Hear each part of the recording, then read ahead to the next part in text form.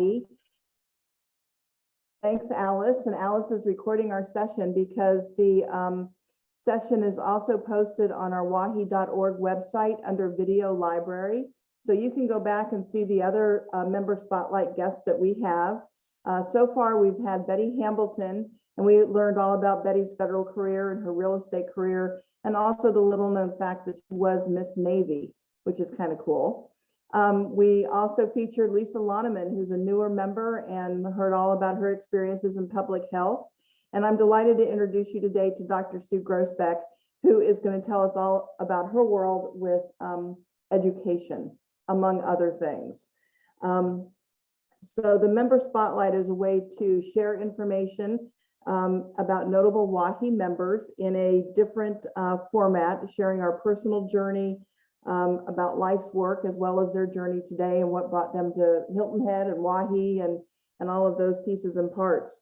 We're going to field questions from you in the chat pod, so you can look at your toolbar on Zoom and look at the chat pod and enter your question in, and Alice Schulte, as our technologist, is going to help you with that.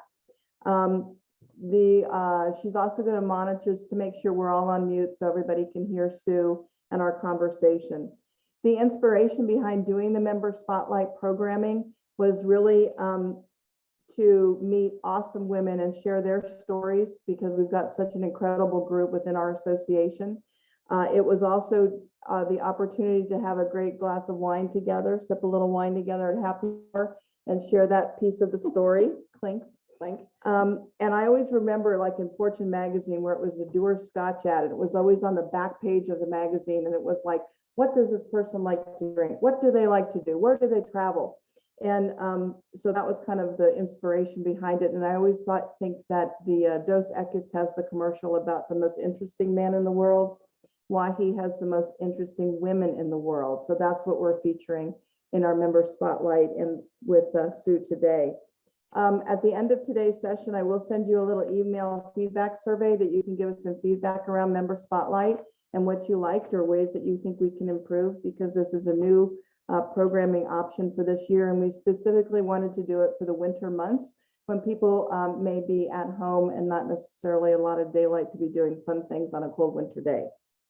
So without further ado, we've got Dr. Sue Groesbeck here. She is an enthusiastic educator and a resourceful administrator with over 40 years of work experience to create lasting and positive change in education. She's got a fabulous international perspective. She is a Phi Beta Kappa, whoop, whoop, graduate of Skidmore with both master's and doctoral degrees from University of Rochester. Can you say cold?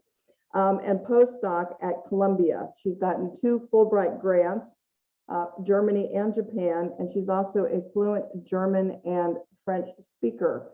I do not parlay, but I can speak German. Ein, zwei, drei, vier, bitte. That's it. Yeah.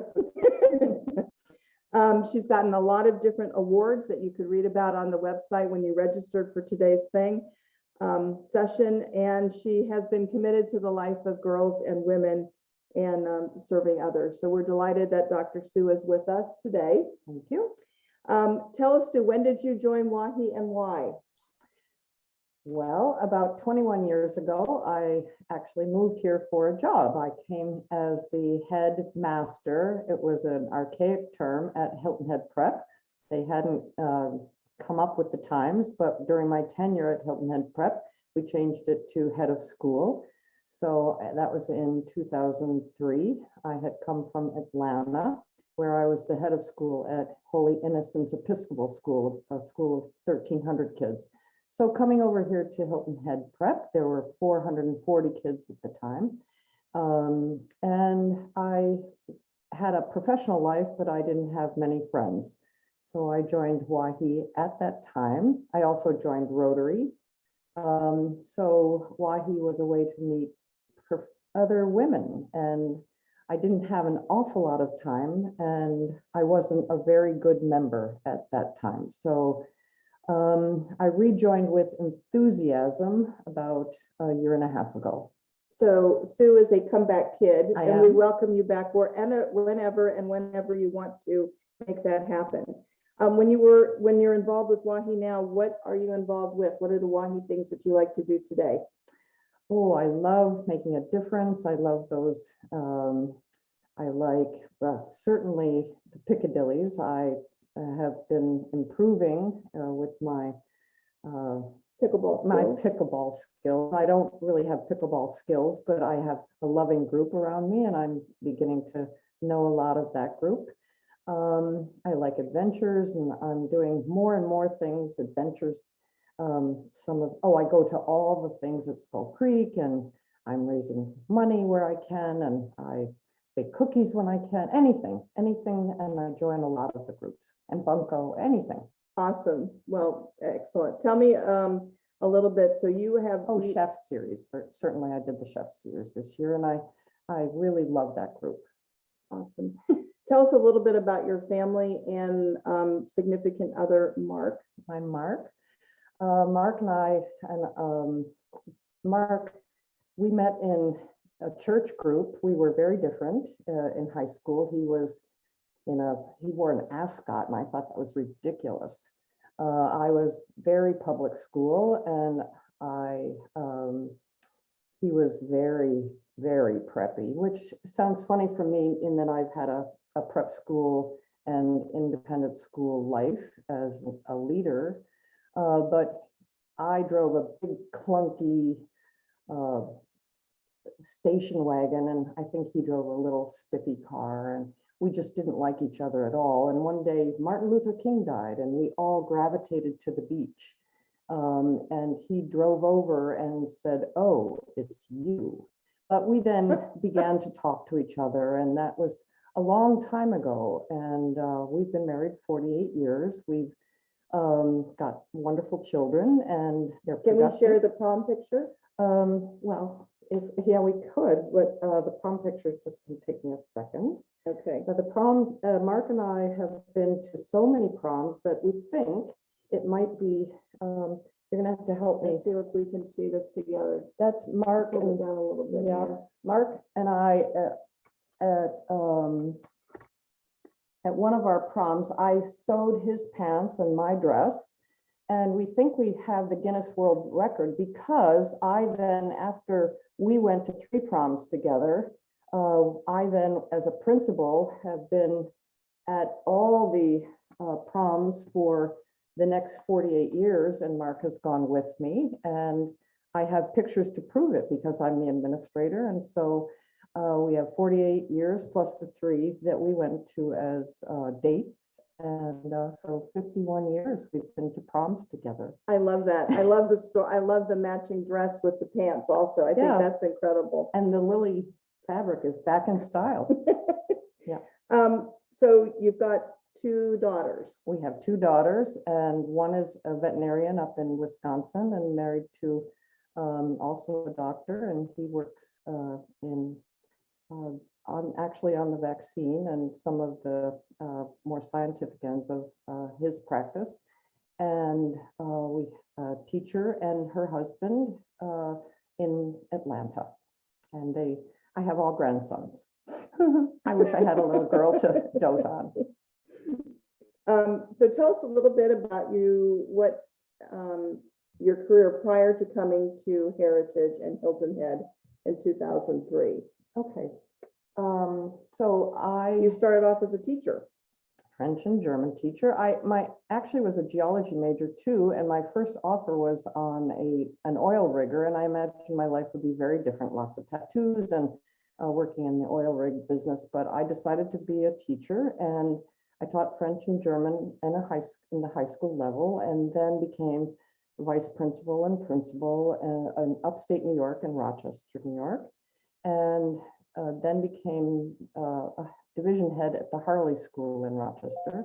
Came down here to Atlanta to be the head of school at Holy Innocents Episcopal School, and then came over here to Hilton Head Prep. That's when we moved here. From there, I went up to Toronto to Havergal College, which is a girls' school with 1,000 girls, and they wore black robes and oh my goodness, ties. It was a spectacular school, very, very, very prestigious place. And I retired out of there because actually our visa ran out to live in Canada, but we enjoyed that tremendously. It was a magical place to live and it was beautiful. And then I started on a career path of being 1-year interim replacements for people for schools that needed help. And it was a very interesting path, and it sent me around the world. From there, I went to Vancouver and to Arkansas and to Troy, New York, Emma Willard School. You might have ever heard of that. That's where The Scent of a Woman was filmed. It was a very elegant school. And then back to Vancouver, over to Oman. We had an extraordinary experience working for the Sultan of Oman at the embassy school. That's where we got stuck for the pandemic. We were finally moved back on an embassy expatriation flight when things shut down. We were actually, when all airports shut, that's where we stayed. Now you might wonder what I wore and how we lived there in a Muslim country. The Sultan had been educated in Oxford, where he was given a prayer room. So when he came back to Oman, which is in the Middle East, it's quite near Dubai, I drove. I had a chairman of the board who was a woman. She drove a red BMW. I might wear this. If I went to the government building, I would wear a scarf around my neck that I could pull up, but I never had to ever wear a burqa, and Mark never had to wear a dishdasha. But I drove, and we had a wonderful life. The Sultan, when he came back to Oman, he said, since I was afforded the lovely tradition of praying at Oxford, I will have religious tolerance in Oman. So Mark and I went to an Anglican church every weekend. And it was quite an amazing thing to be in the Middle East and worshiping in our tradition, and having the same lessons and carols there that our children were hearing here at Christmas under a full moon, and being in the Middle East. And hearing a prayer call. It was quite amazing. Well, there were prayer calls, of course, 5 times a day. But my school, 1,000 students, we had basketball, we had cheerleaders. It was American and Danish and Dutch and Australian. We had students from 70 countries around the world. And it was the most utterly extraordinary experience I've ever had. So I feel lucky in my 48 years to have had long-term headships and then these 7 interim positions around the world, and can tell you about trends. When the pandemic hit on March 15th, it hit around the world. We were lucky enough in Oman that the Sultan simply gave every child in Oman an iPad, but the country's wealthy. It's not a third world country, it's a first world country. And they all have internet access. And we had Cisco systems. Everybody had absolutely the infrastructure. So Sue, Claudia has a question about whether you were ever worried about your security while you were there. Oman is the 2nd safest country in the world, second to Switzerland. We were protected by the American Army and the Omani Army. There are 3 Army Air Force bases in Oman, so I was never worried about my safety. No. So it's a very, Yeah, very yeah. safe place. Yeah, hold on. But its next door neighbor is Iran and Yemen on the southern side, but we knew enough not to get anywhere near either of those borders. But my life, I lived in a 4.5 bedroom, 5 bath, marble, lovely apartment, and I drove, and we had a marble opera house, and life was lovely as long as I will say that when they said wear a mask, you wore a mask. You did not, there was no civil unrest. It was absolutely a dictatorship, for sure. So how did you learn to speak German and French?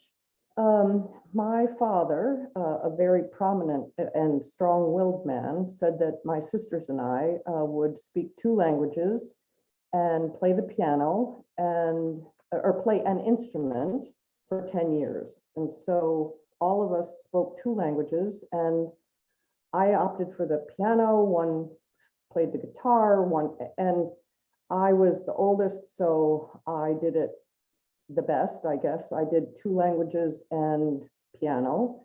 And I did my junior year, I was an AFS student, American Field Service, and we all had to go to Europe on our own nickel. My father was a very wealthy man, and but we all had to go to Europe and figure it out.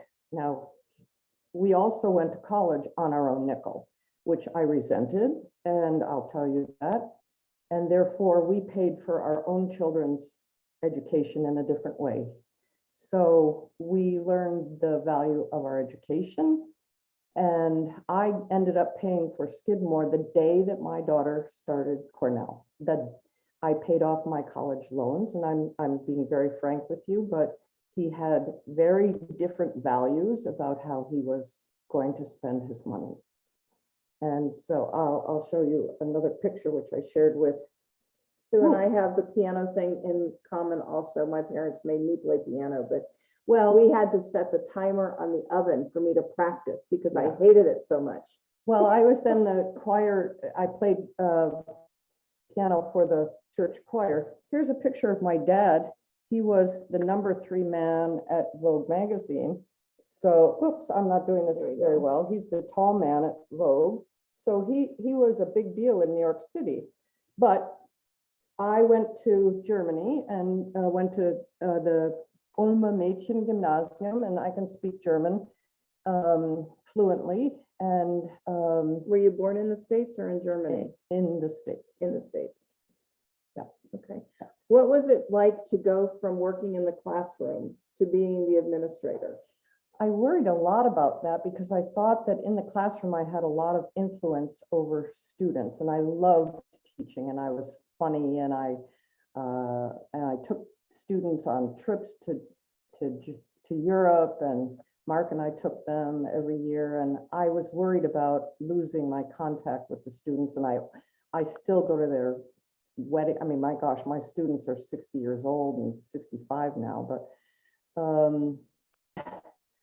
I met with administrators, and they convinced me that I would have more influence over teachers who had influence over students, and that I would have a bigger yield. And I had, by that point, gotten a master's and a doctorate, and I really was very excited about my new role. So you also worked in more privileged settings, and you also worked in some more difficult settings. Well, let me say that when I was a high school principal, I wore 3 beepers: the sheriff, the local police, and the state police, because on Friday nights back then there were rumbles. And at a football game, I got in. It could get a little exciting. There, it was a tough job. So I haven't always been in just lushy. And also, I'll tell you what, even in the most beautiful independent schools, there's still a curve, and all children have worries and problems, and all children have concerns. All children. What did you see in Oman with the pandemic and moving education to the virtual setting with children? How did they respond? It was seamless in Oman. Yeah. But we haven't analyzed yet the impact on children. About 10% of the children actually benefited from being at home and on totally on virtual. That might surprise you, but they're the kids that don't like that classroom setting where someone is constantly asking questions. They'll be fine. But the other 90%, we will not be able to measure the impact on them for years. And there are particularly the girls, there's a number of girls internationally that have suffered abuse and malnutrition, and that's caught in the classroom by teachers speaking to each other, by essays. We can't catch that bruise. We can't catch that if we don't see them. That would be a challenge with the virtual, virtual setting. And the nutrition. Kids around the world get their food at school. When you were, There's a question from Bobby before you go on, Tamara. I don't know, maybe you're going to ask this question. What do you think the biggest change in education has been since you started? I do about 50% parental education now. I didn't have to do that 40 years ago, 20 years ago. meaning how to parent, How to parent. how to parent. And is it skills? The challenge, well, when it used to be that when I could say to a parent, this is the range of what's normal and your child is in it and they'll be okay, or your child is not in the normal range and here's what we can do to help. And or your child was observed doing this, and the challenge right back that they don't accept that, or they don't accept the data that we present to them as an immediate challenge, where they don't accept that we're there to help the parent. The immediate challenge. It's adversary. It used to be that we were partners, and I try to explain to parents that when we're all on one side of the line, it's better for the children. It takes a long time for them to join me, and the longer they fight, the harder it is for the child. So the advocacy stance has changed. Why do you think that's changed with parents? Well, Why do you think it's not just American. You would think it is, but it's certainly different. In Canada, there wasn't any lawsuits going on. This is a litigious society in the United States. And in Arkansas, for example, I had a measles outbreak, and I had little children in the school. I had three 6-week-olders and above, and I couldn't keep non-vaccinated for measles out of the school. It's against Arkansas law to keep non-vaccinated for measles. This was long before COVID. And so sometimes it depends on state to state. And you just, I got revaccinated for measles because of my age. And I had to warn families with children under 2, or whenever they get their MMR, to not bring their children to school, because I had a sizable group in Arkansas that would not vaccinate for measles. I find that very distressing. It was living in Arkansas at that time was quite distressing. Yeah. What was the best thing about being an educator? You've seen a lot of different settings. You've done it in a lot of different cultures. You've been at all ends of the spectrum with different students and ages. What's the best thing of that journey? Oh, being in the basketball court and hearing of their sneakers and having them come to me and thanking me for coming to the game. And you know, I had a student at Emma Willard say, would you join me for, I ate 3 meals a day with the girls at Emma Willard. Can I invite you to Sunday brunch? I just want to pick your brain. Those are the things that thrill me and keep me in education. These kids are spectacular. In every school I've been in, 98% of them, they give me a thrill, and you can't believe how they can write and how their imaginations, and they come back 10 years later and thank me. And that's what I can't tell you, my career, Mark has often said he's had a series of jobs, and I've had a career, and it gives me goose pimples to think of. I just came back from a wedding in Calgary, and she was my student years and years ago, and she wanted me there. That's why I That's so do it. cool. That's why I That's do it. life's changed. I wouldn't have traded my I career. thought you were gonna say it was the 51 proms that you went to. with Mark. No, I have students, and I know I've affected lives, and I wouldn't have traded. So is there a set of experiences that you can say, a challenge or something that created the person you are today based on these life experiences? What is a challenge that I was a spy tested your once. mettle? I was a spy once. Did you catch that? Yeah. A spy. With my language, I was in Rochester, and they needed a fluent German speaker who could infiltrate the harbor. Rochester, that would never happen. So I had to go to Washington and be tested to see if I could infiltrate. And so I got a special language classification. So that got put on the back burner. Once I got called to the hospital, there was a family that needed an interpreter, and okay, I did that. And then I never thought of it again. And then I got on my desk when I was the assistant principal of a high school, military orders. And I said, I can't do that. It's my daughter's birthday. And they called back and they said, no, no, no, no, no. And I said, no, no, no, no, no, it's her birthday. And they said, okay. And I said, okay, what?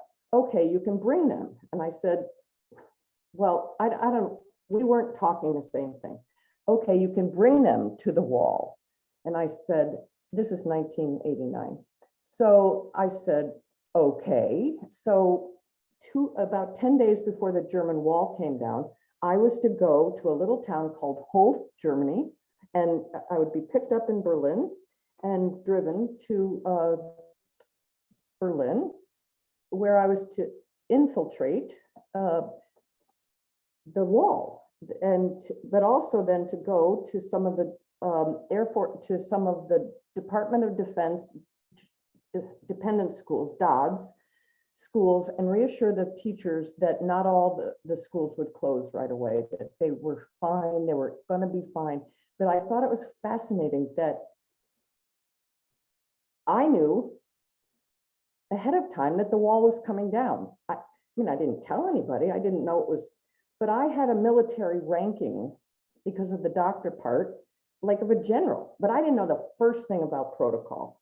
I'm so, those who know me, I'm bad. And so we get off the plane, and in Munich, if you know, you probably know this because of the thing comes up like this, and you get in a little to the plane, and you get in here, and then it goes down, and then you go away like this. And they say to my husband and me, and the kids stay put. Now they're 7 and 11.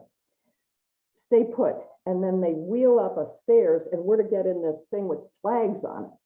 So we three, myself and the 2 girls, get in the back seat, and the guy goes, Dr. Groesbeck, sir. And he says, you just put her in the back seat. And the guy blanches like he's just lost his job. And I say, don't worry about it. Well, anyway, so we go to the Berlin Wall, we get, and I take a few pictures, and I go to the schools, and that's my spy story. So it's not really that exciting, but it was, and everybody for Christmas got a big hunk of the Berlin Wall. And we went to that That's little very store that engraves things, and we stuck it on and said Berlin Wall. That's my very story. cool. Yeah. That's very cool. Anyway, it's saying yes when other people say no. What, if you had to make a change in your career or your life, what would you have done? Is there one that you would have made? I mean, that's a pretty big, like, oh, I'm gonna go be a spy. I can speak German, I'm gonna be a spy. I Not might just not have as you gone do. to Arkansas. I still have a lot of energy. As Claudia knows, I'm trying to find my path and figure out where I am. She's waving at me. And I love schools, and I've had a wonderful, wonderful 48 years in schools. And this is what I do. Oh, I will say that last year I was offered to go to Florence, Italy for the year. And Gucci has 2 villas. They've joined into as a school, and I turned it down because I was afraid of COVID. So I have turned places down. There's a question from Kate. She's wondering if you can identify issues with teacher recruitment and maybe connected to that change in how educators are viewed that you mentioned earlier. Yeah, I think educators, teachers aren't paid enough, and it's a very hard job. And I think they also are challenged a lot.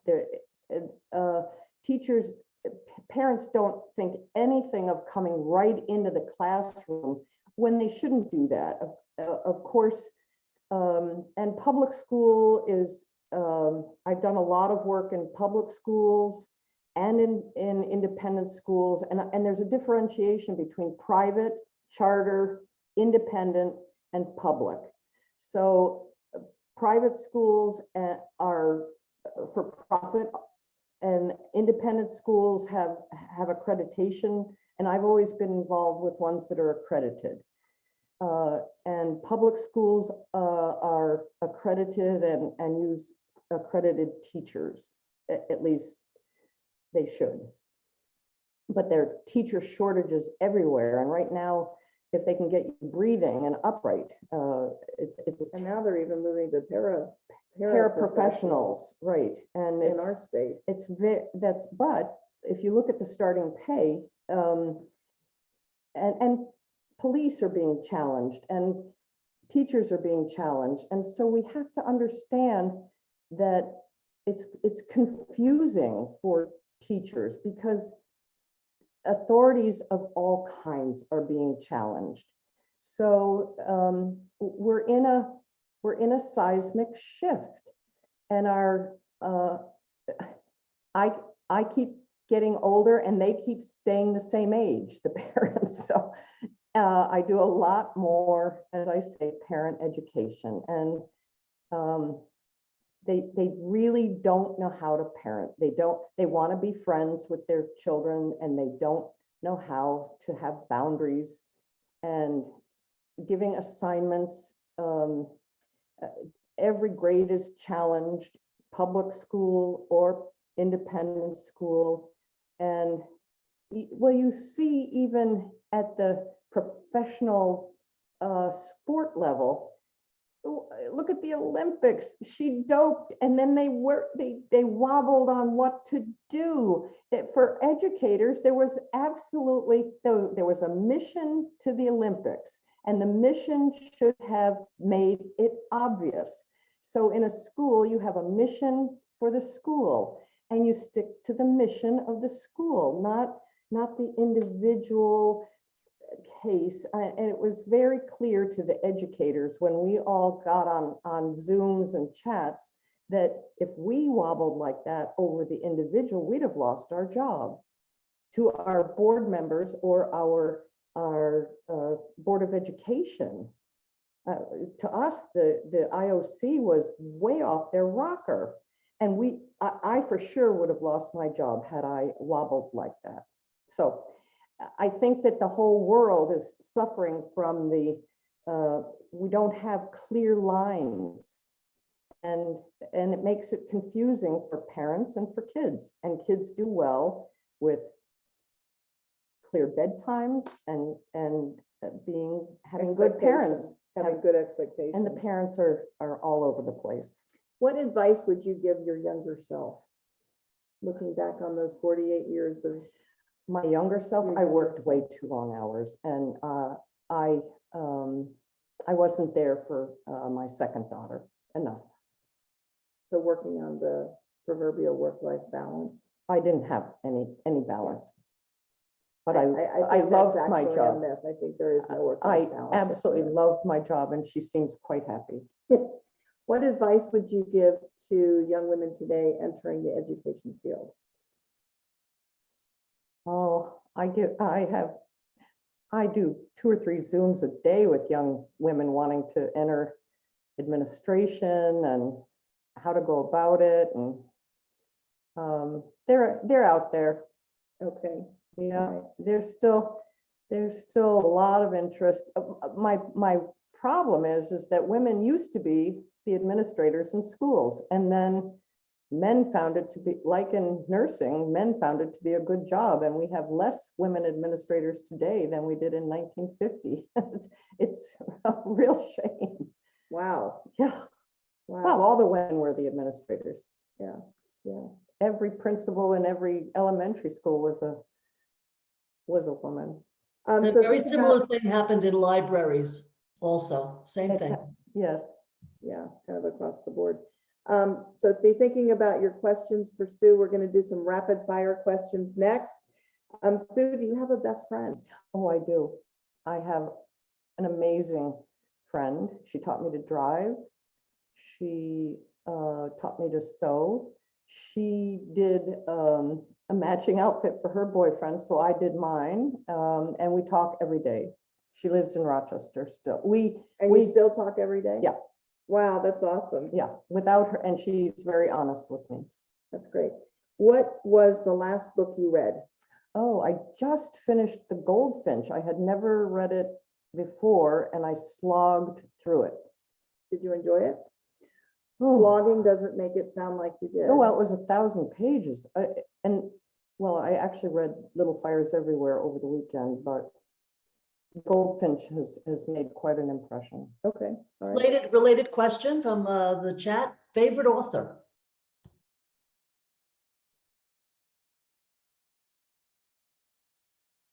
Favorite author? Oh, I'm sorry, favorite author? Oh, I love Louise Penny. And Elizabeth, Louise Penny is Canadian, and she writes about a little village called Three Pines. And I think I've read 18 books by Louise Penny. And Elizabeth George. I love Elizabeth George. I read the Detective Lindley series. Okay. What are you binge watching on TV? Oh, You have any favorite shows? I've just watched two of The Gilded Age, and I really like that. HBO, yes, I've been watching that as well. Because I lived in one of the houses. And I think Carol McCarthy is probably watching The Gilded Age too, because I think she was on site in Troy, New York when they were filming it. Well, can I Which show you? house? Yeah. I lived in one of the Troy, New York houses. That's the house I lived in at Emma Willard. Can you see the size of it? So we just rang the bells, but nobody came. That was the house I lived in at Emma Willard. It had a bowling alley and a pool in the basement. And it was so huge that Mark would say, "Can I have some walking around money? I have to go to the kitchen." Do you have a favorite drink? I'm not a great drinker. Not a great drinker. No. Okay. White wine was her favorite. Favorite travel destination? Barcelona. Oh, Los Ramblas. Oh, Oh, that's so fun. oh, or Singapore. Okay. Do you have a favorite app on your phone? Something that you use that you're like, that's just neater? Okay. No, not a Okay. great app. And what's your favorite thing to do in Hilton Head besides go to WAHHI activities? There are 2 things I would say. One, in Sea Pines, when you go into the preserve and go way, way back into there's a bench by the back by, I don't know the names. I just go way, way back in, hike way back, and there's a bench by Lake Mary or way back. And it just reminds me of New Hampshire sometimes. When I've had enough of beach and palms and tourists, it's just exquisite. And the other thing I like to do is after church on Sunday, we like to get like fast food and go out in Hilton Head Plantation way out, and there's a place, and I don't know, I lived here so long, I don't know the names of them, but there's a point, and we just like to sit and have our fast food breakfast. Awesome. That's great. Yeah. Does anybody have any questions for Sue? I think Alice is monitoring the chat right now. And we got a little screen glare going on, so it's kind of hard for us to take a read. Yeah, I'm caught up here. Okay. But Claudia is saying what an amazing career and thanking you for sharing with us. What a great professional journey and service and life impact that you've had through all of those different experiences. I've enjoyed getting to know Sue this afternoon, and love of travel and all of those things as well. We're going to be featuring other interesting members coming up in the next couple of weeks. We've got Claudia Aller coming up on March 7th, and Claudia is our president-elect for next year. She'll be president, so I hope you're able to tune in and learn a little bit more about Claudia Aller. She hails from the finance community, banking. And then we've got Jane McAuliffe coming to us. She's a newer member, and she's from Bluffton. And so we're excited to feature Jane and her story, as well as an avid WAHHI volunteer and also works in education. If you know somebody that's interested, an interesting woman in WAHHI, we have a lot of them. You can shoot me their name and I'll add them to the list for this for the next year. And like I said at the top of the hour, we're going to be sending out a quick little feedback survey to get your thoughts about other questions that you want to have asked, or other ideas about how we can make the member spotlight more meaningful to you at home. It takes about 3 to 5 days to get the recording produced and posted up to the website. So if you have somebody that missed today and they want to see Sue, you can let them know that it's going to be on the WAHHI.org video library, and they can tune in at their leisure to watch it. Sue, any final parting thoughts before we go today? Well, I do appreciate WAHHI, and I've done the beach cleanup, and I sport my WAHHI visor, and I think it's a magnificent organization, and so I appreciate. Can I celebrate with you today? Today we passed 900 members. Oh my goodness. 900. That's amazing. Most number of members in 8 years. It's spectacular, and Yeah. I think the luncheon the other day, seeing the way we support things within the community is just so edifying. So I'm proud to be a member. Awesome. Well, thanks so much for coming out today and Member Spotlight, and thanks to all of you for signing in and learning a little bit about Sue. Thanks so much. See you around town.